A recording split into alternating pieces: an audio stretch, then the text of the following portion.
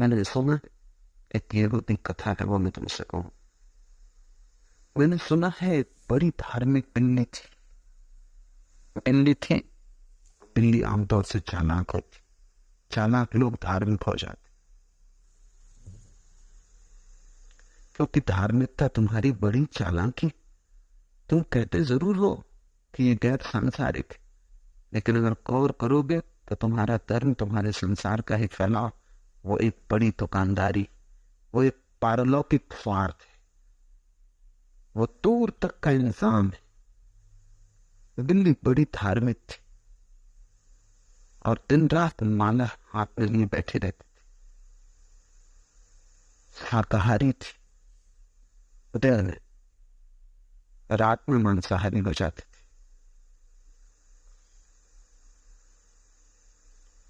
रात में पास पड़ोस के चूहे माराती थी, वो भी दया के बस। क्या अगर मैं चूहे न मारूंगी तो पास पड़ोस के लोग चूहों से बड़े परेशान होंगे। अधार्मिक मन अधार्मिक ही रहेगा। वो धर्म की आड़ में भी अपने लिए हिसाब खोज लेगा। सिर्फ पड़ोसियों की सेवा की दृष्टि से रात को वो जाके मार आती थी। खुद जिस घर में रहती थी उस घर में तो चूहे भी नहीं मारती थी, क्योंकि दांत छूट जाए, निशान आ जाए तो लोगों को पता चल जाएगा कि बिल्ली धार्मिक नहीं। जिनको तुम धार्मिक कहते हो उनका भी एक घेरा होता है, उसमें वो धार्मिक होते, उसके बाहर नहीं। उसके बाहर तुम उन्हें देखो, तुम उन्हें पक्का धार्मिक पाओगे। मंदिर में तुम देखो वो माला जप रहे, दुकान पे तुम उन्हें देखो वो जेब काट रहे। जितने कुशलता से माला तो उनके हाथ फिरते, उससे भी ज्यादा कुशलता से वो जेब काटते। तो उनकी शक्ल मंदिर में देखो और दुकान में तुम पहचान ना पाओगे कि शक्ल एक ही आदमी की। घर के लोग भी मानते थे कि लोगों को दिन का ही चेहरा दिखाई पड़ता है। पास पड़ोस के लोग भी मानते थे कि बिल्ली बड़ी धार्मिक, ऐसी बिल्ली कभी देखी नहीं, उसका बड़ा सम्मान था, लोग झुक झुक कर नमस्कार करते थे। लेकिन एक दिन बड़ी मुसीबत हुई। घर के लोग एक तोते को ले आए और वो निश्चित थे कि बिल्ली धार्मिक, शाकाहारी। तोता ने आते से गीत गाना शुरू कर दिया। बिल्ली बड़ी नाराज। उसने कहा ये उपद्रव आ गया घर, अब मेरी माला फेरना, ध्यान करना, जब तब सब में बाधा पड़ेगी। ये तोता बड़ा धार्मिक मालूम होता। फिर उसने सोचा कि न केवल ये धार्मिक है, बल्कि जिस ढंग के बेहूदे गीत गा रहा है प्रमुख मालूम होता है।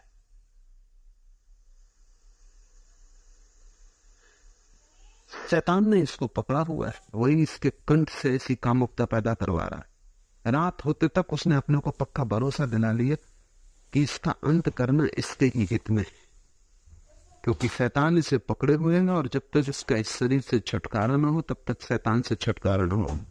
रात उसने झपट्टा मार दिया, सारे पंख नोच डाले, सब कमरे में खून फैल गया। सुबह उस बिल्ली की बड़ी पिटाई और तोते को खा गई। उसे बड़ा पश्चाताप भी हुआ। पश्चाताप तोते को खाने से नहीं हुआ, वो तो धार्मिक कृत्य था। यही तो सारी दुनिया के धार्मिक लोग कर रहे हैं। मुसलमान हिंदुओं को मार रहे हैं, हिंदू मुसलमानों को मारना चाहते हैं, ईसाई मुसलमान की हत्या करना चाहते हैं, मुसलमान ईसाई को मिटा देना चाहते, सारे धार्मिक लोग। पर उनकी भी अगर तुम भाषा समझो तो बिल्ली की ही भाषा है। मुसलमान हिंदू को इसलिए तो मानना चाहता है कि ये अधार्मिक, अगर अधार्मिक रह गया तो नरक में सड़ेगा, इसको धार्मिक बनाना जरूरी। अगर बन जाए जीते जी तो ठीक, अन्यथा ये भी इसी के हित में है कि कम से कम धर्म के मार्ग पर मरा। इसका छुटकारा दिलाना जरूरी है। पश्चाताप उसे हुआ, इसलिए नहीं कि उसने तोते को मार डाला, पश्चाताप उसे हुआ कि गलती ये हो गई कि मुझे पंख सारे घर में नहीं फैलाने थे। खून के दाग फर्श पे पड़ गए, फर्श कीमती, घर के लोग इसलिए नाराज। दोबारा स्मरण रखना जरूरी। तोता फिर दूसरा बाजार से खरीद के लाया गया। रात उसने फिर हमला किया, लेकिन वो पूरे तोते को नील गई। न तो उसने पंख तोड़े, न उस पर खून के बूंद गिरने दिया, और वो बड़ी प्रसन्न हुई कि अब घर के लोग बड़े आनंदित होंगे। और तोतों को मुक्ति दिलाना बिल्लियों का कर्तव्य ही है। एक आत्मा इस नारकी शरीर से मुक्त हुई, रहता इस शरीर में तो कुछ न कुछ पाप करता, अब कोई पाप करने को न बचा। सुबह उसकी फिर पिटाई हुई। उसे समझना बड़ा मुश्किल हुआ, लेकिन अब उसे समझ में आया कि हो न हो पंखों के कारण नहीं पीटी गई थी, न खून के दाग के कारण। एक घर के लोग तोते को मारने के पक्ष में नहीं, तो आगे स्मरण रखना है, आप तोते को छूना ही नहीं। फिर तीसरा तोता लाया गया। बिल्ली ने उसे मुस्कुरा कर देखा, वो मुस्कुराहट वैसी ही थी जैसी धार्मिक लोगों की मुस्कुराहट होती, झूठी। उसने बड़े आशीर्वचन भी कहे, माला हाथ में लिए, वो वैसे ही थे जैसे तथाकथित साधुओं के होते। उसने अपने मन को सब तरह समझाने की कोशिश की कि रहने दो, ये नारकी है, खुद भटकेगा, हमारा क्या बिगड़ता है। लेकिन रात तोते के पास पहुंची, पक्का निर्णय था कि अब इसको मारना नहीं, लेकिन फिर भी इसे कुछ उपदेश देना तो जरूरी। तोते के शिक्षक के पास हो गई और उसने कहा कि सुन, ये गीत कामुक है जो तू गा रहा है, और ये आकाश की तरफ आंख उठा के जो बातें तू करता है ये बेहूदी है और अधार्मिक, क्योंकि धार्मिक लोगों को प्रसन्नता सदा अधार्मिक मालूम पड़ती है, गीत सदा अधार्मिक मालूम पड़ते हैं, संगीत सदा नरक का द्वार मालूम पड़ता है। उदासी, लंबे चेहरे, रोते हुए मुर्दा लोग, उन्हें लगते हैं कि धर्म। बिल्ली को पास आया देख के तोता एकदम कपने लगा, फड़फड़ाने लगा। बिल्ली ने कहा, तो अच्छा भला है तो कोई हर्जा नहीं, फड़फड़ाने से कोई हर्ज नहीं, तड़फड़ाने से कोई हर्ज नहीं, लेकिन अपने को बदल। और अगर तू भयभीत हो रहा है तो अच्छा लक्षण है, क्योंकि जो परमात्मा से भयभीत होते हैं वही उस तक पहुंच पाते। और मैं इस स्थिति में तेरी थोड़ी सहायता करूंगी। उसने एक पंजा अंदर डाला ताकि तोता और फड़फड़ा सके, और फिर उसने कहा कि मारने का तो मैंने तय कर लिया, तुझे मारूंगा नहीं, लेकिन तुझे हिलाने में तो कोई हर्जा नहीं। उसने तोते को खूब हिलाया, वो हिलाने से तोता मर गया। और जब तोता मर गया तो बिल्ली ने सोचा, घर के लोग हिंसा के विपरीत हैं कि किसी को मारना नहीं, लेकिन मरे हुए को खाने में तो कोई हर्ज नहीं। ऐसी घटना बौद्धों के इतिहास में घटी। सारे बौद्ध मांसाहार कर रहे, उनको ये बिल्ली की कहानी पढ़नी चाहिए। और घटना बड़ी हैरानी की, एक बौद्ध भिक्षु भीख मांगने गया। बुद्ध मांसाहारी नहीं थे, और बुद्ध चाहते नहीं थे कभी कि भिक्षु मांसाहारी हो। एक भिक्षु मांस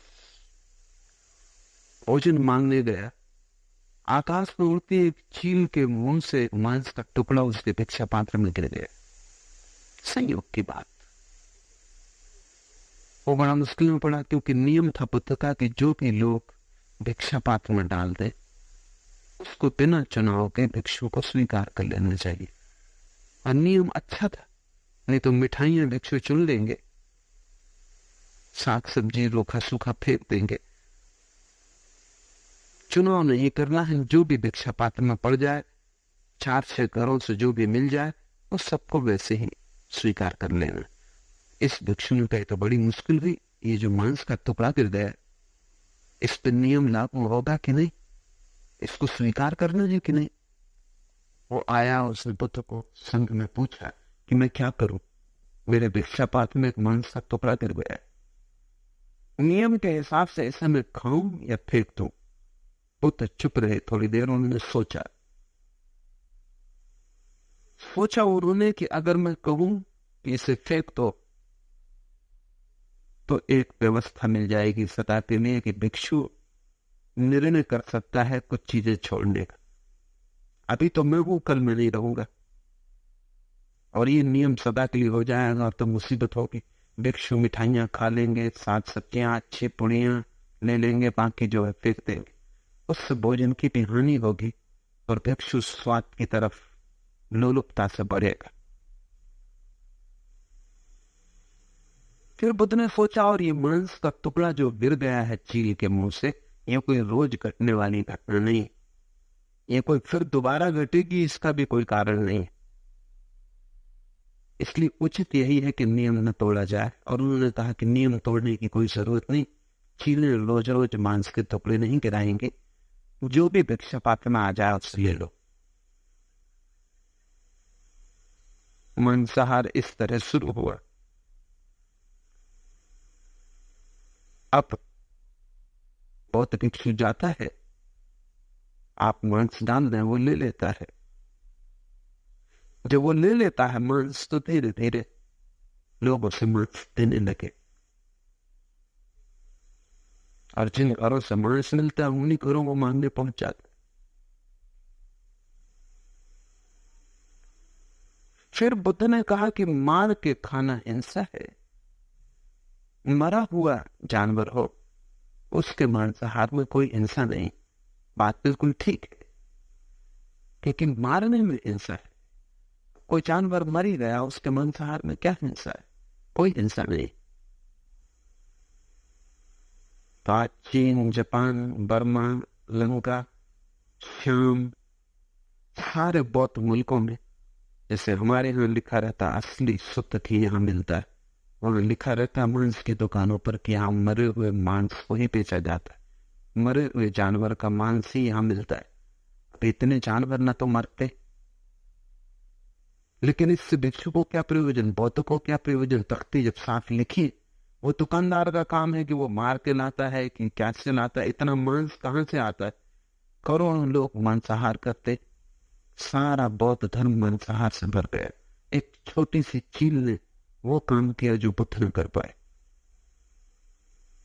आदमी अपने मन का हिसाब खोज लेता हर जगह से। उस बिल्ली ने सोचा अगर मरे हुए को खाने में क्या हर्ज है, तोते को खा गई।